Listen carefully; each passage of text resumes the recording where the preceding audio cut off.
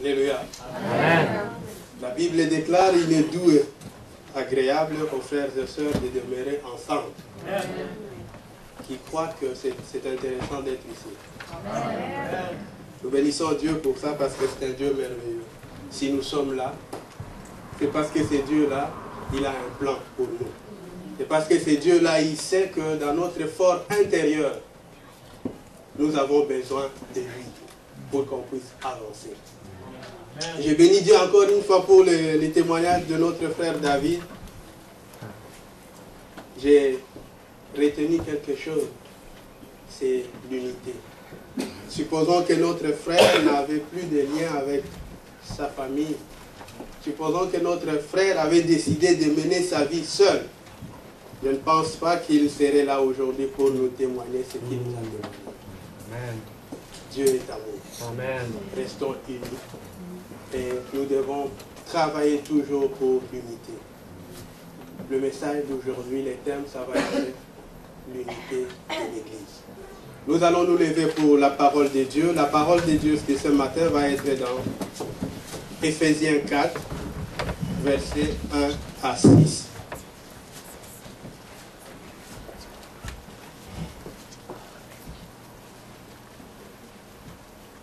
L'unité au sein du corps de Christ.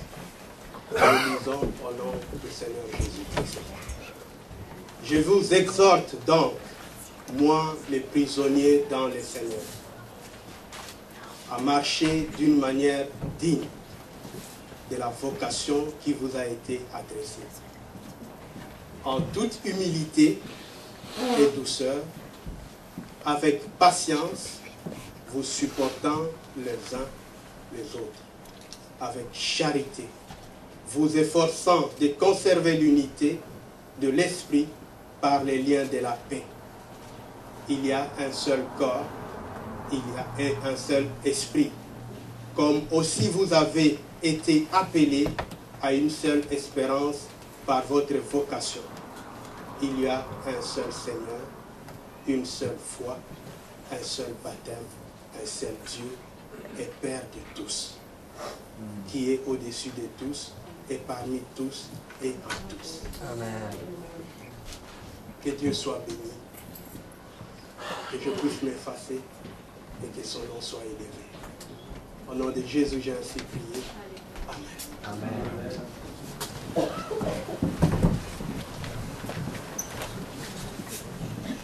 Nous sommes choisis parmi plusieurs personnes.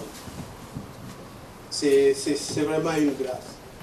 C'est vraiment un privilège d'être là. Parce que ce n'est pas tout le monde qui sont là, mais il y a nous, on est là, on a été choisis. Et si on est là, comme on avait dit au début, c'est à cause du nom de Jésus. C'est ce nom-là qui permet qu'on soit ensemble. Et c'est ce nom-là qui permet qu'on puisse être appelé frères et sœurs. Il n'y en a pas d'autre. Sans ces noms-là, je ne pouvais pas connaître le frère Mario, je ne pouvais pas connaître sa femme, je ne pouvais pas connaître son fils. Mais Dieu, il avait un plan. Il avait un plan pour toi. Il avait un plan pour moi. C'est dans ce même plan qu'il a permis que toi, tu sois là pour écouter le message d'aujourd'hui. Je ne sais pas pourquoi ce message, mais le message de Dieu, quand ça vient, c'est parce qu'il y a quelque chose en nous que Dieu veut qu'on puisse corriger. Quelque chose en nous que Dieu veut qu'on puisse changer, pour qu'on puisse marcher dans l'unité. Au commencement, il y avait l'harmonie, il y avait l'unité, il y a la paix. Quand Dieu est là, il y a la paix, il y a l'harmonie. Quand il y a la division, Dieu n'est plus. Que ce soit dans le couple, quand il y a la division, Dieu n'est plus. Nous devons, en tant qu'Église, nous devons, en tant que frères et sœurs, travailler pour l'unité. Alléluia. Amen.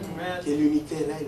Le message d'aujourd'hui, c'est l'unité au sein de l'Église. L'unité dans le corps de Christ. Pourquoi ce message? Dieu seul sait. L'Église est comme la famille. Hommes et femmes, travaillons pour l'unité. Parce que c'est dans l'unité qu'on peut avancer. L'Église est définie comme étant le corps du Christ. Vous voulez marcher, supposons que la tête dit non, on va en avant. Les bras disent non, moi je vais à gauche. Le pied dit, moi à droite. Ça va être difficile. C'est comme ça il est important que cette image-là reste en nous. Que cette image-là puisse entrer en nous. Afin qu'ensemble, on se dise, qu'est-ce qu'il faut faire pour l'unité au sein de l'Église? Dieu est bon. Dans le message, l'apôtre Pierre commence par dire, l'apôtre Paul commence par dire, je vous exhorte donc, moi, les prisonniers. Il s'appelle prisonnier. Un prisonnier, c'est quelqu'un qui n'a plus de droit à revendiquer. Parce qu'il dépend de quelqu'un d'autre. Alléluia. Tu es prisonnier de quelqu'un. Tu fais la volonté de cette personne-là. Et quand lui se déclare prisonnier, quelle joie. Je me disais, mais prisonnier, pourquoi ça? C'est parce qu'il est dans la joie, il s'est dit, il ne peut pas faire autre chose. De gauche à droite, Dieu est là, dans sa vie. Il ne peut pas aller au-delà parce qu'il est sous l'emprise de son Dieu. Donc c'est quelqu'un qui a l'expérience dans la vie chrétienne.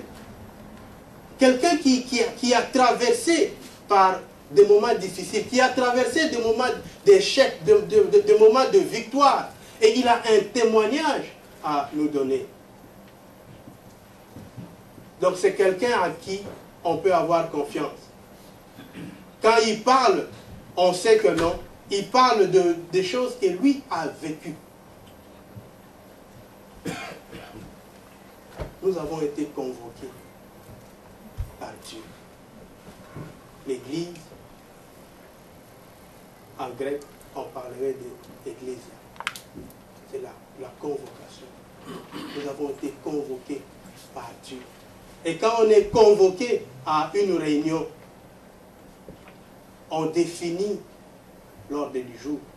Vous n'allez pas arriver à une réunion qu'on vous a convoqué pour dire non, on va changer, je vais faire ça. Non, on vous a convoqué. Dieu nous a convoqués. Il nous a convoqués où?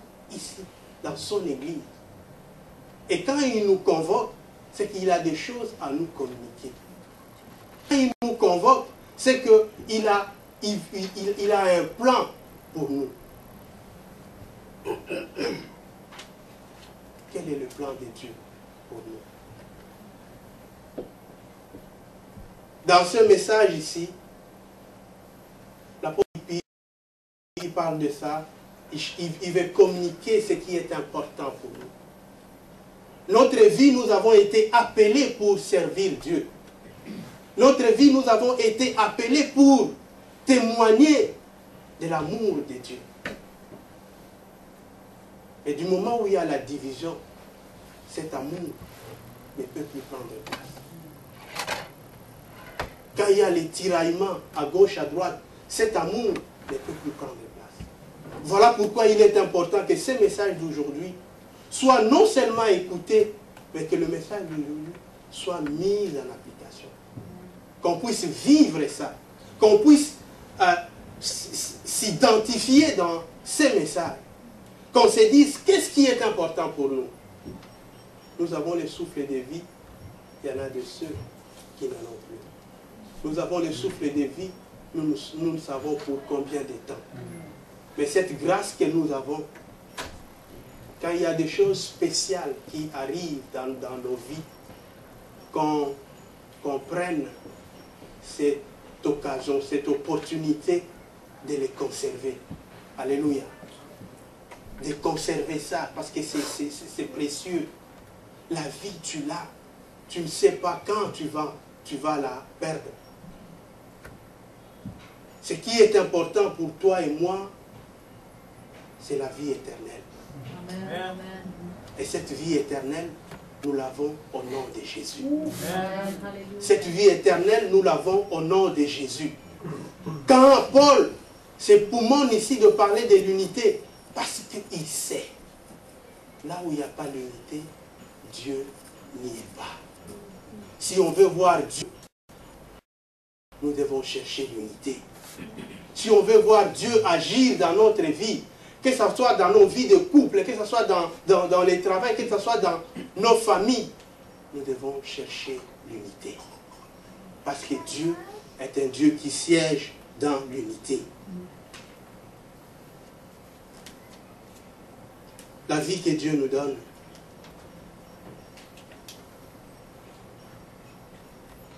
il nous donne ça gratuitement. Nous ne payons rien. Quand on vient au monde, on est seul. On se décide un jour, si on est un homme, de prendre une femme. On forme un couple. Si on est une femme, on prend un homme, on forme un couple. Après vient la famille. Tu peux faire le choix de ton mari. Tu peux faire le choix de ta femme. Mais tu ne peux pas faire le choix des enfants. Alléluia. L'Église est une famille. On quitte chez nous, on vient à l'Église. On ne sait pas avec qui on va être. Mais c'est la famille de Dieu. Amen. Amen. Alléluia. Les frères et sœurs qui nous entourent ont été choisis par Dieu. Et c'est pour un bien précis. Quand on dit l'Église est le corps du Christ, c'est vrai. Quand tu prends ton corps, tu vois la tête, elle est différente de la main. Les pieds, il est différent du bras. Mais tous ensemble se complètent pour travailler en harmonie. Quand on est seul, on a des problèmes. Quand on vit en couple, il faut qu'on aménage. Il faut laisser l'espace, il faut laisser la place à l'autre.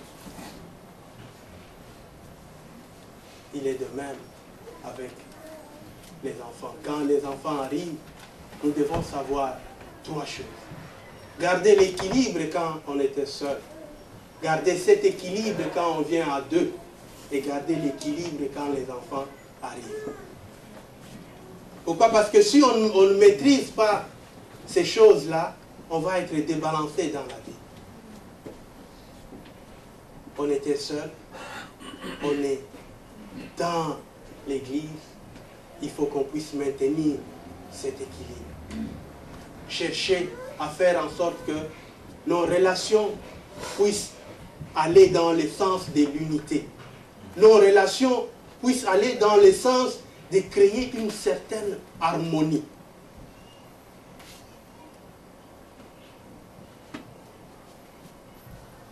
Pourquoi on parle de ça? Dieu seul sait. Il connaît les cœurs des gens. Il connaît ce que chacun traverse dans sa vie.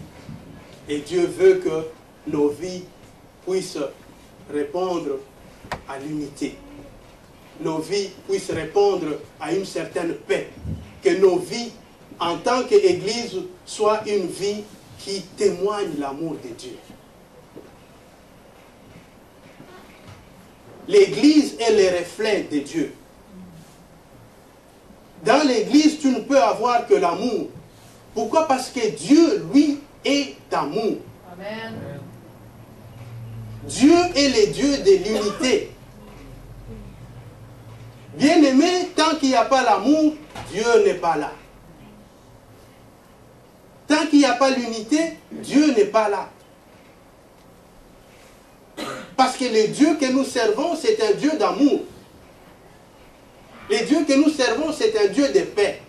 Le Dieu que nous servons, c'est un Dieu qui veut que tous ensemble, nous puissions bénéficier de la vie éternelle. Dieu ne peut pas faire de clone d'Élie. Vous vous imaginez plutôt, je tourne à gauche, je vois Élie, je tourne à droite, je vois Élie, je tourne. Ben non, ça va être plate pour moi.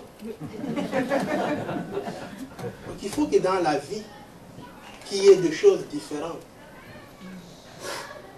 C'est dans cette différence-là qu'on vient créer l'harmonie.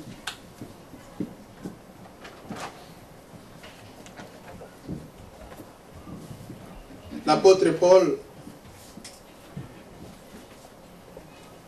quand il parle dans le verset 2, il dit, on va commencer au début, comme ça va avoir une suite logique. Je vous exhorte donc, moi, les prisonniers dans le Seigneur, à marcher d'une manière digne de la vocation qui vous a été adressée. Quelle est la vocation qui nous a été adressée? C'est celle de servir Dieu. Et nous devons marcher digne. Quand on veut marcher digne, il faut d'abord, tu ne marches pas seul, tu marches avec les frères et sœurs. Il faut qu'il règne l'amour. Tant qu'il n'y a pas l'amour, tu ne peux pas aller loin. Et maintenant, il précise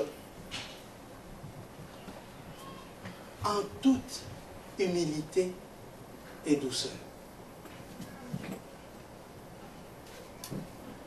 En toute humilité et douceur. Quand on fait appel à l'humilité, c'est un moment de vie où chacun doit faire un break.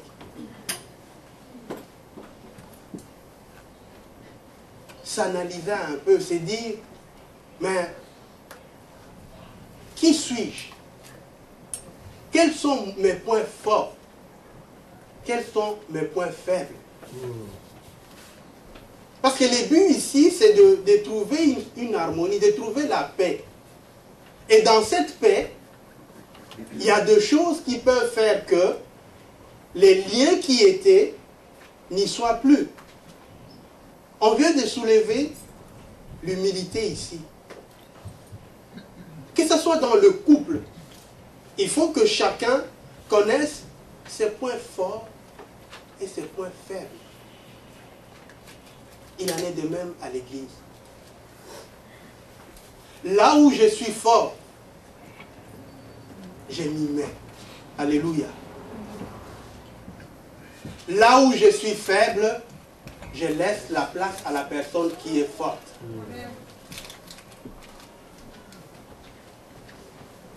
Ceci est une des démarches pour la réussite dans la vie.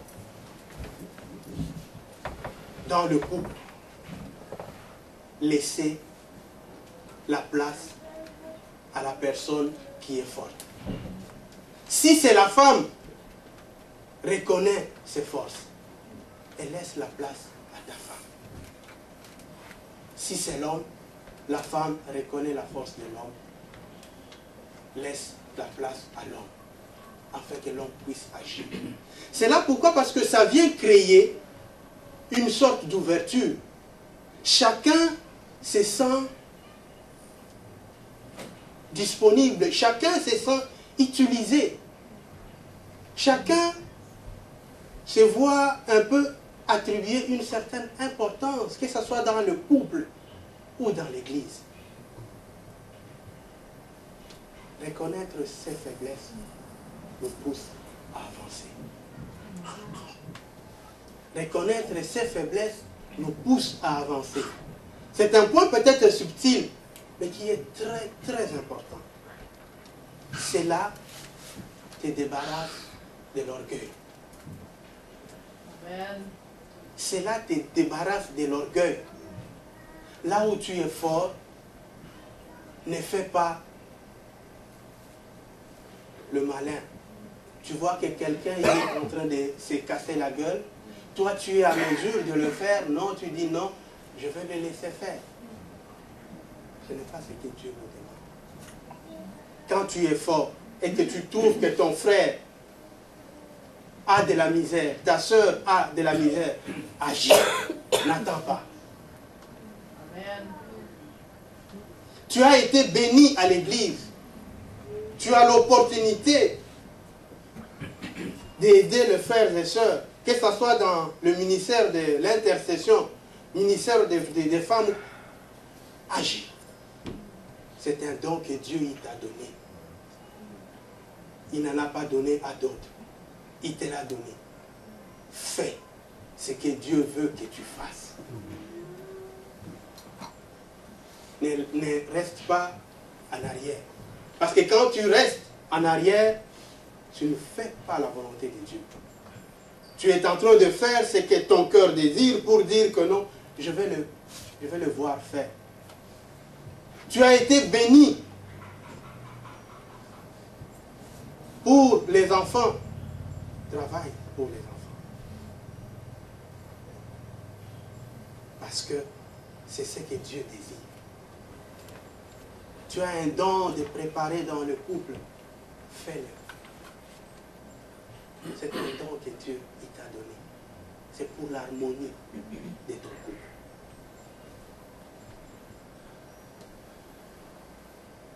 Si nous lisons dans Romains 12, verset 3,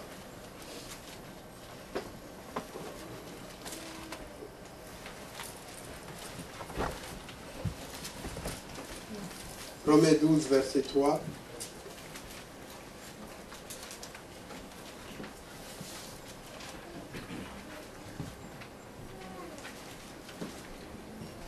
Par la grâce qui m'a été donnée, je vous dis à chacun de vous de n'avoir pas de lui-même une très haute opinion, mais de revêtir des sentiments de modeste, selon la mesure de foi que Dieu a départie à chacun. Une haute opinion de soi tue. Je suis. Là, ça vient mettre le je devant. Nous devons apprendre à tuer le moi. C'est moi, c'est moi. Mais laissez Dieu agir en nous. Amen. J'aime cette prière, éternel Dieu, que nous on s'efface, afin que toi tu sois élevé. Amen. Dans ce que nous faisons, comme disaient les chants, il faut qu'on voit la gloire de notre Seigneur. Il faut qu'on voit Jésus en nous. Il faut qu'on voit la puissance de Dieu. L'orgueil éloigne les gens de nous. L'humilité attire. Amen. L'humilité attire. Les gens ont besoin de se confier. Parce qu'il sait que tu vas lui donner aussi la place qui lui revient. Quand tu vas lui parler, il ne va pas être là juste à t'écouter. Moi. Non. Tu vas lui laisser cette place aussi pour qu'il mette aussi du sien. Qu'il prouve aussi de quoi il est capable. Que ce soit dans le couple, que ce soit à l'église, que l'humilité prenne l'avance. Afin que Dieu soit élevé. Afin que Dieu soit magnifié. Afin qu'à nous, quand nous on parle, qu'on voie que la grâce de Dieu est là. Amen. La grâce de Dieu est là. Qu'on soit prêt à ressentir la souffrance de l'autre. Parce que quelqu'un qui est humble, il laisse la place à l'écoute. Alléluia. Tu ne vas pas être là juste pour te... Non. Tu laisses la place à l'autre, à l'écoute. Il a besoin d'être écouté. Mais il faut avoir cette humilité de l'écouter, de l'entendre. Pas seulement toi qui parles. Ah, non. Mais tu écoutes. Parce qu'il a besoin de ça. Que ce soit dans le couple, on a besoin de ça, d'être écouté des fois. Mais quand on est trop orgueilleux, quand on veut qu'on voit seulement c'est moi l'homme, c'est moi la femme qui dirige, je dirige mon mari, je peux dire tout à mon... Non. Que Dieu vienne nous travailler. Alléluia. Que Dieu nous travaille. Que ça ne soit pas seulement à l'église, mais que ce soit même à l'extérieur de l'église, que ce soit dans nos couples, que ce soit dans nos familles proches ou rapprochées, éloignées, que ce soit même au travail, qu'on sente en nous des personnes humbles. Être humble n'est pas une faiblesse, mais c'est une force. Amen. Être humble est une force. Ça développe l'écoute. Ça développe l'écoute. Et ça te permet d'entrer dans la profondeur de la parole de Dieu. Je bénis Dieu pour cette partie. Il a permis que ces paroles nous soient transmises. Parce qu'il sait, on n'est pas des saints. On peut avoir l'extérieur de gens qui sont, oui, corrects, mais dans notre fort intérieur, il y a des choses que nous devons travailler. On est convoqué par Dieu. Quand Dieu nous appelle comme ça, quand on quitte nos maisons, on vient ici, c'est parce que Dieu, il a quelque chose pour nous. Et que ça ne soit pas seulement un moment d'écoute, mais que s'en suive la mise en pratique. Que notre vie ne soit pas une simple répétition, mais que notre vie soit une croissance qui nous pousse vers la performance, qui nous pousse vers cette sainteté, qui nous pousse vers, à la fin, à la vie éternelle. C'est qu'on aspire tous. Quand nous allons travailler l'humilité, ça va permettre à ce que nos mains puissent s'ouvrir à aller chercher des frères et sœurs, à aller chercher ceux qui ont besoin de nous. Alléluia.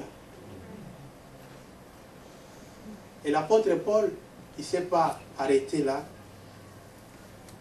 Il a continué. On va retourner dans Éphésiens 4, de 1 à 6. Il a retourné, il dit, je reprends le tout.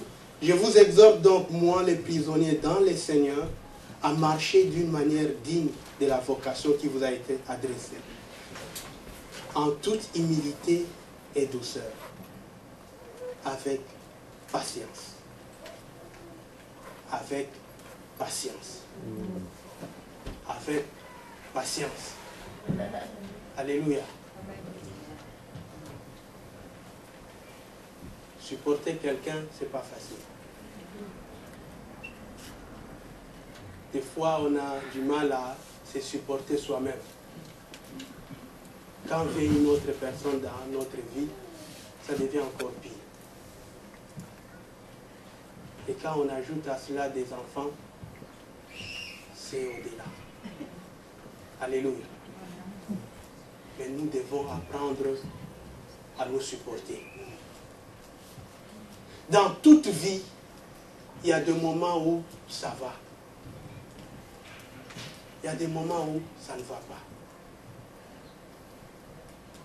Et le moment où ça ne va pas, nous devons apprendre ça. Si on n'arrive pas à supporter, c'est tout un problème.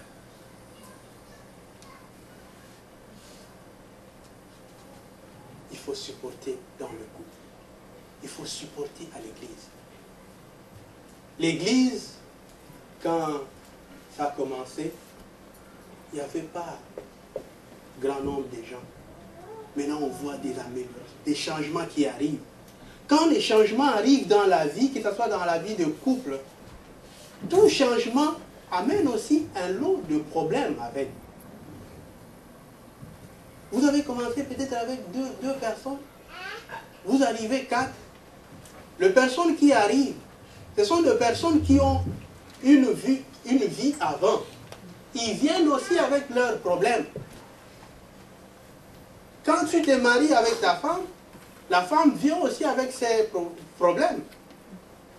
Vous avez des enfants, chaque enfant il a ses problèmes. Et il faut apprendre supporter. Il faut apprendre à se supporter. Mais sinon, il suffit qu'il y ait un bad luck, c'est fini. Ça ne marche plus. Dieu ne nous a pas appelés à nous éloigner. Dieu dit, il est doux et agréable aux frères et sœurs de demeurer ensemble. Le message d'aujourd'hui, c'est pour que l'unité reste, pour que l'unité règne au sein de l'Église.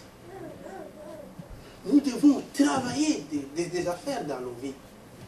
Nous devons travailler pour appliquer d'abord l'humilité, pour arriver à se supporter. Sinon, ça ne marchera pas.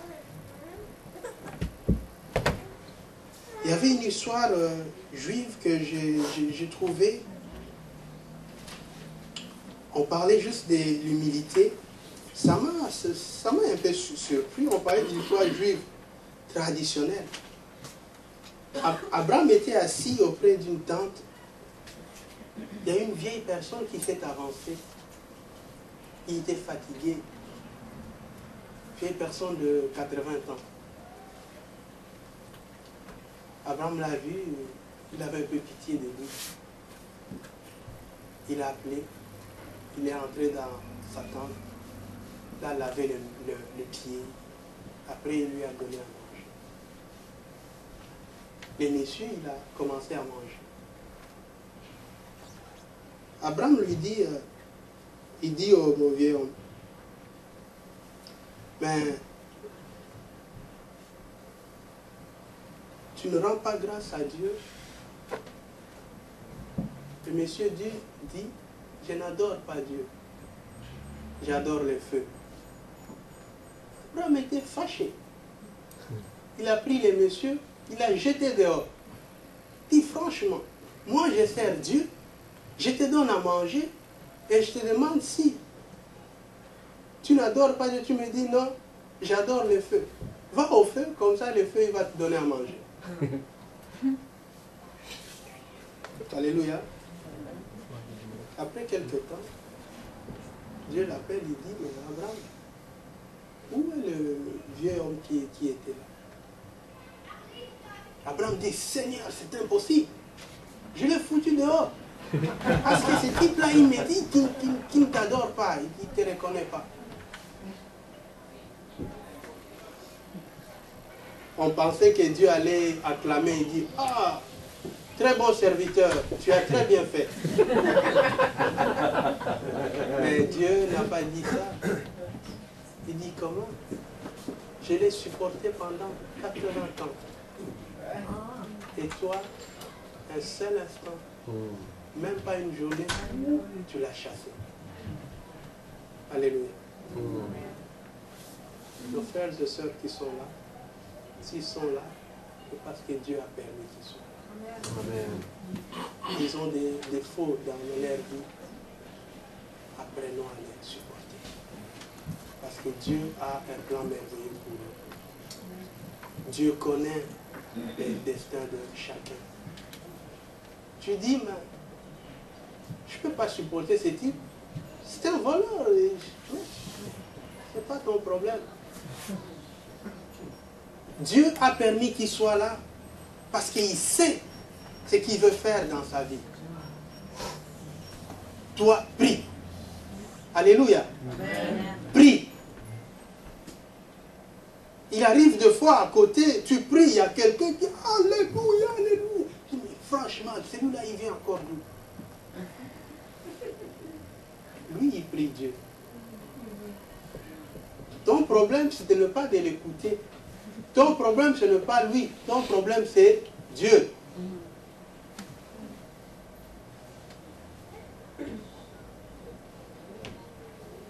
Sur ces points, quand on dit supporter, il faut faire très attention. Supporter un frère n'est pas synonyme de laisser faire. Alléluia. Amen. Supporter un frère n'est pas synonyme de laisser faire. Tu dois aider ton frère. Tu supportes dans ce qu'il est, mais tu l'aides. Tu ne peux pas laisser entrer les péchés dans l'église parce que tu supportes un frère. Un frère qui vole, tu lui dis, mon frère, c'est pas bon. Tu pries pour le frère. Il n'est pas à toi de dire, comme tu voles, tasse-toi d'ici. C'est la maison du Seigneur. Porte conseil à ton frère.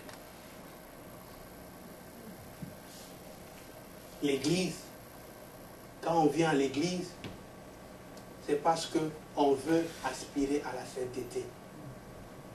Chaque jour est un combat pour nous. Chaque jour pour nous est un moment de nous approcher encore davantage pour demander la grâce de notre Seigneur. La grâce de Dieu. Parce qu'on est des pécheurs. On est des pécheurs, mais sa grâce, peut-être pour toi, on ne le voit pas extérieurement. Tu vois celui de ton frère, mais prie pour ton frère. Et la compassion pour ton frère. Et la compassion pour ta soeur. Quand il est dans le péché, exhorte. Tu es dans la débauche, exhorte. Tu es dans la drogue, exhorte. Prie. Ne chasse pas. Ne chasse pas. Parce que nous avons la mission de dépeupler les camps de l'ennemi. De dépeupler les camps de l'ennemi. Si nous lisons la Bible aujourd'hui, c'est parce qu'il y avait quelqu'un qui était un brigand, qui a écrit une grande partie des écrits dans ces livres. Et Dieu l'a utilisé.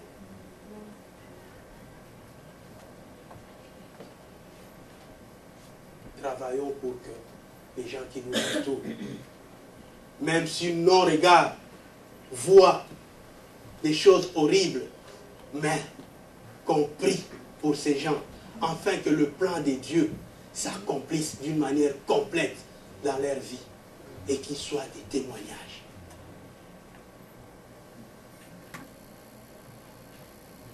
Apprenons à nous supporter les uns les autres, mais que l'Église ne soit pas un endroit où on va autoriser le péché. Se supporter n'est pas synonyme d'autoriser les péchés. Qu'on appelle péché, péché. Amen. Ce qui est péché est péché. Qu'on ne couvre pas les péchés. Nous devons lutter pour que règne à l'Église l'unité. Nous devons lutter pour qu'à l'Église règne l'harmonie, que les gens manifestent l'humilité, que les gens soient valorisés à l'Église. Ne rabaissez personne. Ne rabaissez personne. Aussitôt que vous rabaissez quelqu'un, vous venez sans le savoir de détruire l'amour de cette personne-là. Dieu est amour. Et cet amour ne change pas. Il est amour. D'éternité en éternité. Il est amour. Et il nous aime. La façon dont il m'aime, il aime tout le monde. La façon dont il m'aime, il aime. C'est lui peut-être que je crois être bandit. Mais Dieu l'aime. Nous devons travailler pour que tous, une fois ici, qu'on sente cet amour. Pour que tous, une fois ici, on se dise, oui, on est réellement entre frères et sœurs. Et c'est vraiment une famille. C'est là où je vais être. C'est là où je me sens en paix. C'est là où, oh non, j'ai les désirs de rester. Mais que l'église ne soit pas un endroit, quand tu rentres, tu deviens frustré. Non. C'est l'endroit où quand tu viens, tu sens la joie.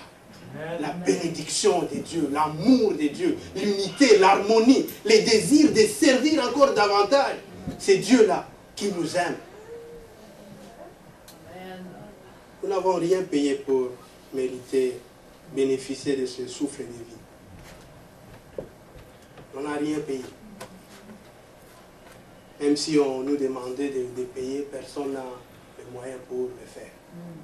Mais il y a quelqu'un qui a payé le prix. Pour que toi et moi aujourd'hui, on soit appelés enfants de Dieu. Pour que toi et moi aujourd'hui, on bénéficie de la vie et de la vie éternelle. Amen. Voilà pourquoi il est important, frères et sœurs, pour qu'on puisse travailler dans l'unité. Dieu est un. Dieu est celui qui ne peut agir que là où il y a l'unité. Quand deux ou trois sont unis à mon nom, je suis au milieu d'eux. Quand deux ou trois sont divisés au nom du Satan, je n'y suis pas. On veut voir Dieu agir dans notre vie. On veut voir Dieu agir dans notre couple. Qu'on soit unis. On veut voir le plan de Dieu se réaliser en nous. Qu'on soit unis. Quand il y a l'unité, vient la paix. Et quand il y a la paix, les choses avancent. On voit le miracle s'accomplir. On voit les gens qui ont les désirs de s'appliquer davantage dans l'œuvre. Ça vient tout seul. Comment ça arrive? C'est parce que là où Dieu, ça attire. Alléluia. Là, Dieu est, ça attire. Jésus, à chaque fois qu'il s'est déplacé, les gens s'est déplacés. Parce qu'il savait, en lui, il y a la vie. Travaillons pour l'unité. Travaillons pour la paix. Travaillons pour l'harmonie. Travaillons pour que l'Église aille de l'avant. Travaillons pour que l'Église puisse refléter l'image de notre Seigneur. Que ça ne soit pas une église des hypocrites, mais que ça soit une église de gens qui servent Dieu. Amen. Qui servent Dieu dans la crainte. Que Dieu bénisse tout le monde. Qu'il bénisse le message d'aujourd'hui. Amen. Amen.